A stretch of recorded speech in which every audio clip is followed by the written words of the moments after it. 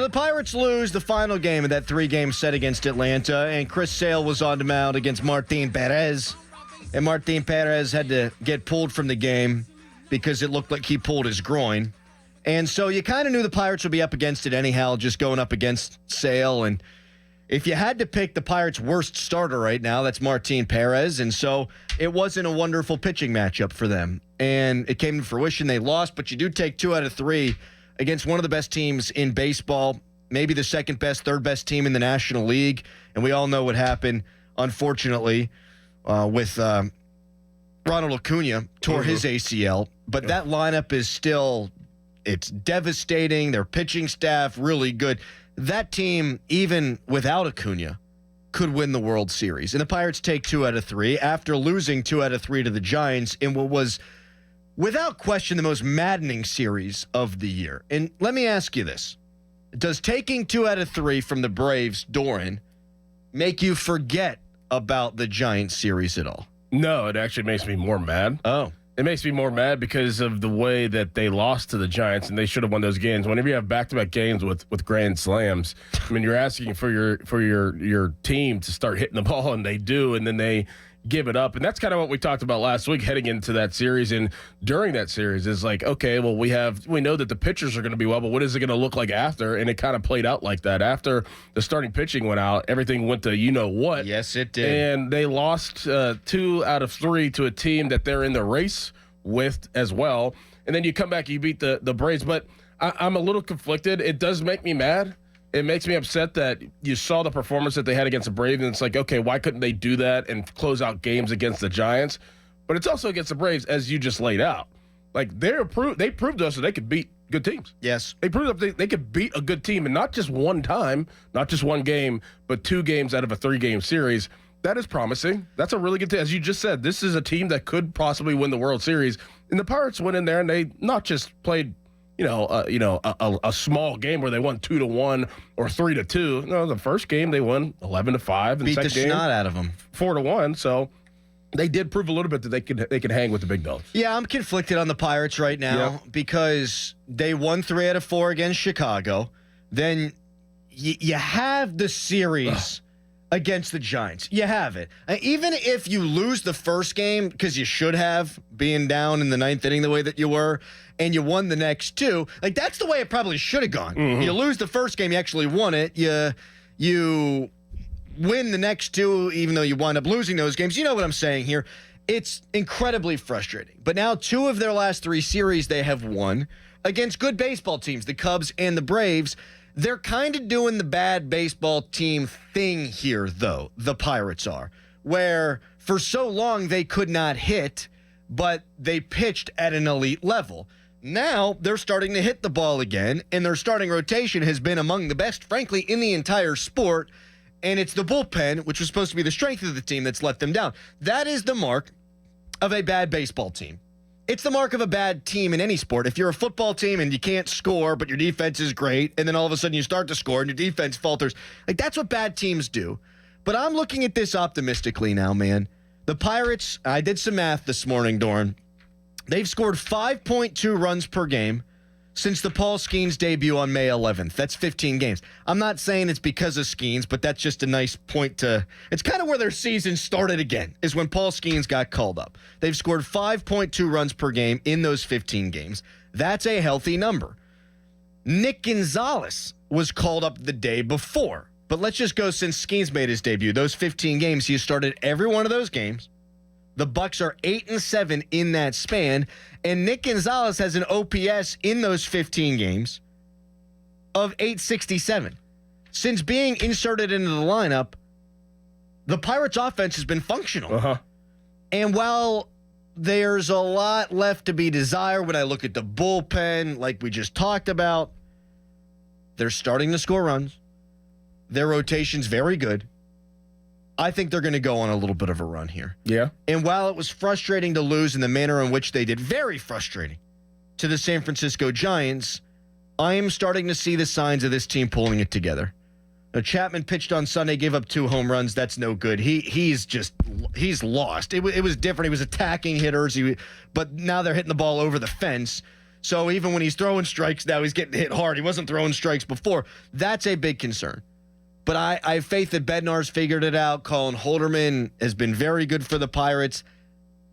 I think they're going to put it together because the strength of the club coming into the season was supposed to be the bullpen. If it can even come close to living up to what we thought it could be, I think they can win some baseball games. How many coming up? Because, I mean, you do look at the schedule. What they got the Tigers, and then they have the Blue Jays, and then they have the Dodgers at home. So are we talking about through the Dodger series? Are you talking about these 2 games against the Tigers? Are you talking about through the Blue Jay series? Like, what is your mindset and vision of going on a run right now? I just think this is a team, man, that not even in the short term, that just overall the rest of the way is going to win more baseball games than they lose. Because I think that the lineup has been legitimized by the insertion of Nick Gonzalez, who's now living up to the potential of the 7th overall pick in the draft. This isn't a guy who got called up and, whoa, oh my God. No, he's supposed to be something. Yeah. And he wasn't last year, and he had a high strikeout rate in the minors, but he's now become the guy that I think he was supposed to become. He even said it the other day. He has hit at every level he's ever played at. Like, this isn't new to him. And so I expect, maybe not for him to have an OPS hovering around 900 the rest of the way, but he's not an automatic out the way that Jared Triolo had been. Key Brian Hayes should be coming back here in short order. He has resumed baseball activities. He's close to coming back. It was announced this weekend. So you can reinsert him into the lineup. And we know what his defense is going to be at third, but I do think even if he's not great offensively, hitting with power the way he was in the second half of last year, I think he's still a better hitter than Jared Triolo. So he's your everyday third baseman again. Henry Davis is killing the ball right now in AAA. And we saw that Yasmani Grandal got banged up. Joey Bart's been banged up, so maybe he's going to get called up soon. I just think the lineup is looking more like we thought that it would. Like the lineup, these last 15 games, and the first 11 games of the season, looked the way we thought this Pirates lineup would look. I think the water has found their level on them. And if the rotation keeps doing what the rotation is doing, and I have no reason to doubt it, I just think they're going to win some more baseball games down the stretch. I mean, everybody's kind of holding their weight. I mean, it's nice to see Brian Reynolds, hit the way that he's been hitting the last couple games, and obviously O'Neal Cruz finding what he's doing. But to have like one guy or 2 guys really just infused into the lineup to let everything elaborate. The Nick Gonzalez point that you're making, I think that is so great to see. And like you keep saying, he's not a guy that he's been in the system. He was a first-round pick. He played up here last year. It was a little rough for him, but for them to act when they acted and know that he was hot, but know that he could actually be a staple in a concrete person in their lineup, it has benefited them tremendously. And then even calling up G1 Bay to an extent, using your resources at the right time, I will give credit to the Pirates. And, this kind of begs the question, like, what is going on up here, though, that is different in AAA? Because every guy that has been called up or sent down has had success in AAA and has changed their stance. I don't know if anybody else I don't know, Callis, if you realize this, but there was a little tidbit that I read where Jack Sawinski changed his stance and he's been crushing the ball. Henry Davis changed his stance. He's been crushing the ball. G1 Bay, whenever he was down there, doing his thing, and I don't know if he changed his stance, but he was crushing the ball. Nick Gonzalez was crushing. Like, why? What's different down there than it is up here, and why is it not the same? That's my biggest question. Right, and it would be easy to say, oh, it's AAA, so it's easier, and that is true, but it's not easier to the point where G1 Bay was leading the league in OPS, where Nick Gonzalez was one of the best hitters down there, where now you look at what Henry Davis is doing. And this is unbelievable. It's been 18 games for him down there. He played 23 in Pittsburgh. He's now played 18 down there. Yeah, that's insane, actually. And he's hitting .297 with a .444 slugging percentage .444 on base percentage, a .672 slugging percentage, and his OPS is 1,100. Like, he's down there not just, he's been good. No. He's crushing the baseball. Yeah, it does beg a question. Now, that being said, the Pirates have started scoring more runs too. But again, you draw that line. When Nick Gonzalez came up, it has changed everything. And Andrew McCutchen being consistently in the top of the order. So he's been outstanding. He's one of the best leadoff hitters in baseball since he's been inserted up there. That's why I'm not going over the moon with optimism. They are 4 games under 500. They're 2.5 back in the wild card. I'm not even saying I think that this is a team that's going to make the playoffs. I do think they're going to win more games down the stretch than they lose, because you are seeing the signs of what we expected hitting the baseball. And I just don't think Paul Skeens is going to struggle.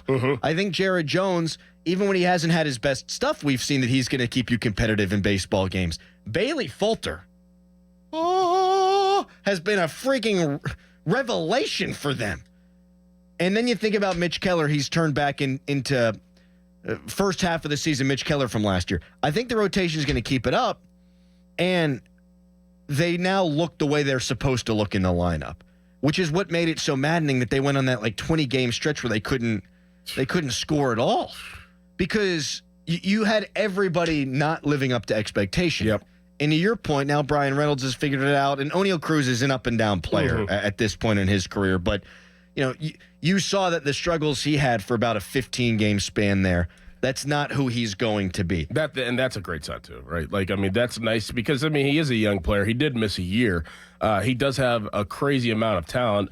And whenever you are not hitting the ball as you should be, that does take a long time, or if ever, for those guys to get out of those slumps. And he figured that out, at least. I know it's up and down, but he figured out something, which is a great sign for a young player that has so much talent. No doubt about it. And you're scoring now 5.2 runs per game since Gonzalez got inserted into the lineup, and you're getting nothing from Jack Sawinski, and now he's in AAA.